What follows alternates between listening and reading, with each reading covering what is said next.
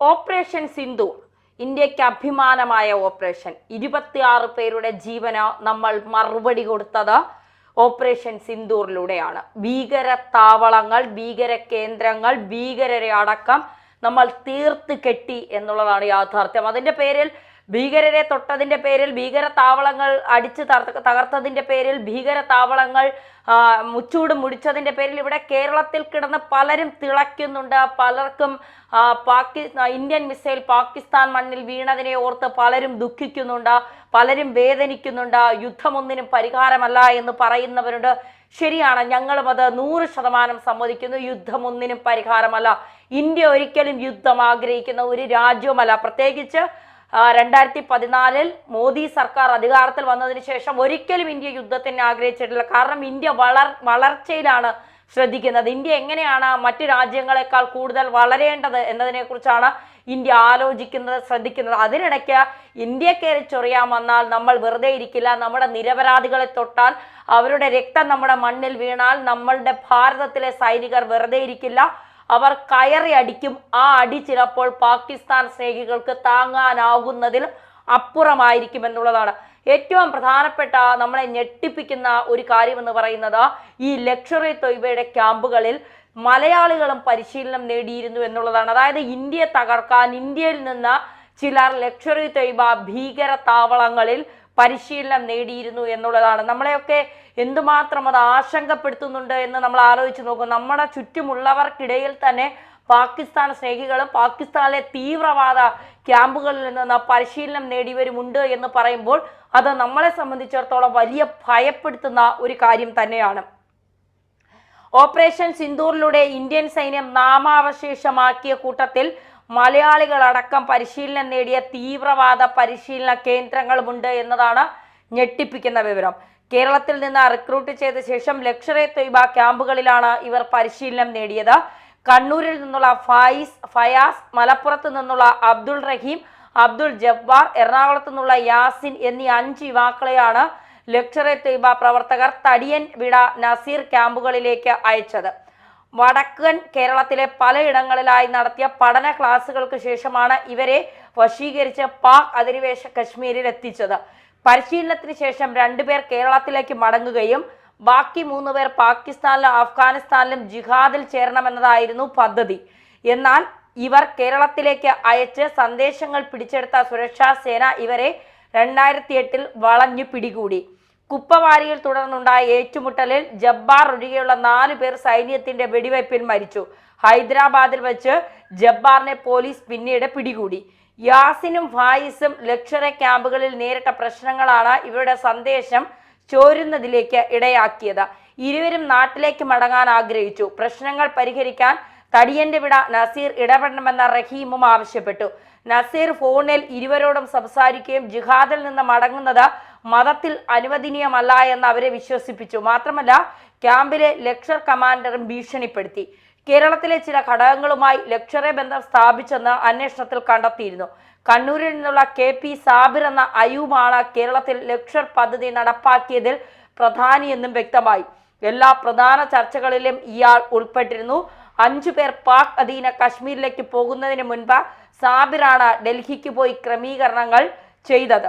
സംഘം ഡൽഹിയിലെത്തിയ ശേഷം അവരെ കശ്മീരിലേക്ക് കൊണ്ടുപോവുകയും റിക്രൂട്ട് ചെയ്തവരെ വ്യക്തിപരമായി ലഷ്കർ-ഇ കൈകാര്യം ചെയ്തവർക്ക് കൈമാറുകയും ചെയ്തു. ഏറ്റുമുട്ടൽ വാർത്ത മാധ്യമങ്ങൾ വന്നതിന് പിന്നാലെ സാബിർ രാജ്യം വിട്ടു. ഇയാൾ ഇപ്പോഴും ഒളിവിലാണ്. 2009 അറസ്റ്റ് ചെയ്യപ്പെടുന്നതിന് മുൻപ് ബംഗ്ലാദേശിലേക്ക് പലായനം ചെയ്യാനും അവിടെ തങ്ങാനും നസീറിനെയും ലഷ്കർ-ഇ സംഘം സഹായിച്ചു. കേസിൽ 13 പേർ കുറ്റക്കാരാണെന്ന് NIA കോടതി 2013 കണ്ടെത്തി ജീവപര്യന്തം തടവ് ശിക്ഷയ്ക്ക് വിധിച്ചു.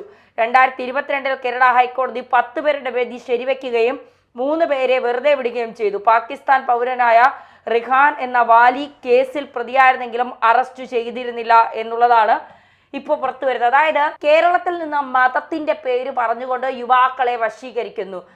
ഒരു പ്രത്യേക മതവിഭാഗത്തിൽപ്പെട്ട യുവാക്കളെ ഈ മതത്തിന്റെ പേര് പറഞ്ഞ് വശീകരിക്കാൻ വളരെ എളുപ്പമാണ്. അവർക്ക് ഇവിടെയല്ല നിങ്ങളുടെ ജീവിതം സ്വർഗത്തിലാണ്. അതുകൊണ്ട് നിങ്ങൾ ചാവേർ ആക്രമണം നടത്തിയാലും, നിങ്ങൾ മറ്റുള്ളവരെ കൊന്നാലും, തീവ്രവാദ ആക്രമണം നടത്തിയാലും ഒന്നും ഒരു പ്രശ്നവുമില്ല. കാരണം നിങ്ങൾക്ക് ജീവിക്കാനുള്ളത് സ്വർഗത്തിലാണ്. അവിടെ 72 ഹൂറികളുണ്ട്, മദ്യപ്പുഴയുണ്ട്, പാൽപ്പുഴയുണ്ട്. അതുകൊണ്ട് നിങ്ങളുടെ ജീവിതം ഇപ്പോഴല്ല, നിങ്ങളുടെ ജീവിതം മരണശേഷമാണ് എന്ന് പറഞ്ഞുകൊണ്ടാണ് പല യുവാക്കളെയും മതത്തിൻ്റെ പേര് പറഞ്ഞുകൊണ്ട്, മതം കുത്തിവെച്ചുകൊണ്ട് അവരെയൊക്കെ ഈ ഭീകരവാദത്തിലേക്ക് കൊണ്ടുവരുന്നത് എന്നുള്ളതാണ്.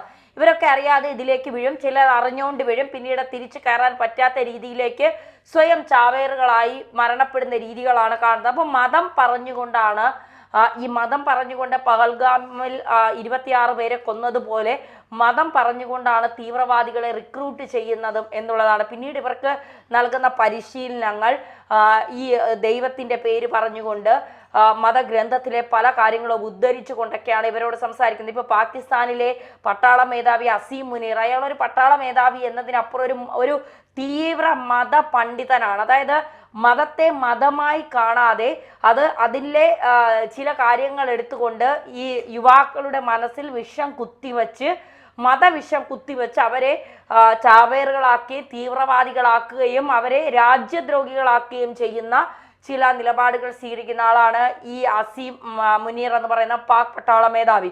അതുകൊണ്ടാണ് ഇന്ത്യ UN പറഞ്ഞത് ഇങ്ങനെ ഒരു തെമ്മാടി രാജ്യത്തെ, അത്രയും പ്രകോപനപരമായാണ് അല്ലെങ്കിൽ അത്രയും ദേഷ്യത്തോടെയാണ് ഇന്ത്യ സംസാരിച്ചത്, ഇങ്ങനെ ഒരു തെമ്മാടി രാജ്യത്തെ വച്ചു പൊറപ്പിക്കാൻ ഞങ്ങൾക്ക് കഴിയില്ല എന്നുള്ളത്. കാരണം ഇന്ത്യ ഒരിക്കലും, നമുക്കറിയാം, ഇന്ത്യ ഒരിക്കലും പാകിസ്ഥാനോട് പോയി പാകിസ്ഥാന്റെ ഭീകര ക്യാമ്പുകൾ ആക്രമിക്കുകയോ പാകിസ്ഥാനിൽ പോയി അടിയുണ്ടാക്കുകയോ പാകിസ്ഥാൻ സൈന്യത്തിന് നേരെ വെടിയുതിർക്കുകയോ മിസൈൽ ആക്രമണം നടത്തുകയോ ഒന്നും ചെയ്യാറില്ല. ഇന്ത്യയുടെ കാര്യം നോക്കി, ഇന്ത്യയുടെ ജനങ്ങളെ സംരക്ഷിച്ച് ഇന്ത്യയുടെ ജനങ്ങൾക്ക് സ്വസ്ഥതയും സമാധാനവും നൽകിക്കൊണ്ട് ഇന്ത്യയുടെ വളർച്ച എത്രത്തോളം ഉയരത്തിലേക്ക് എത്തിക്കാൻ കഴിയുമോ അത്രത്തോളം ഉയരത്തിലെത്തിക്കാനുള്ള കഠിനമായ പരിശ്രമത്തിലാണ് ഇന്ത്യ. അതിനിടയ്ക്ക് ഇന്ത്യക്ക് പാകിസ്ഥാനിൽ പോയി ഇത്തരം ചൊറിച്ചിലുകൾ നടത്താനോ ഇത്തരം ആക്രമണങ്ങൾ നടത്താനോ ഇതൊന്നും ഇന്ത്യക്ക് സമയമില്ല എന്നുള്ളതാണ് യാഥാർത്ഥ്യം. കാരണം നമ്മൾ വികസിച്ചുകൊണ്ടിരിക്കുന്ന ഒരു രാജ്യമാണ്. അപ്പോൾ നമുക്ക് നമ്മുടേതായ സൈനിക ശക്തിയിലും പ്രതിരോധത്തിലും ആയുധ മേഖലകളിലും മറ്റ് നമ്മുടെ സംവിധാനങ്ങളിലുമൊക്കെ മറ്റ് രാജ്യങ്ങളുമായുള്ള ഇടപഴകലിലുമൊക്കെ നമുക്ക് ഒരുപാട് സമയങ്ങൾ വേണം. അപ്പോൾ അതിനുള്ള കാര്യങ്ങളിലേക്കാണ് നമ്മൾ കൂടുതൽ ശ്രദ്ധ നടത്തുന്നത്.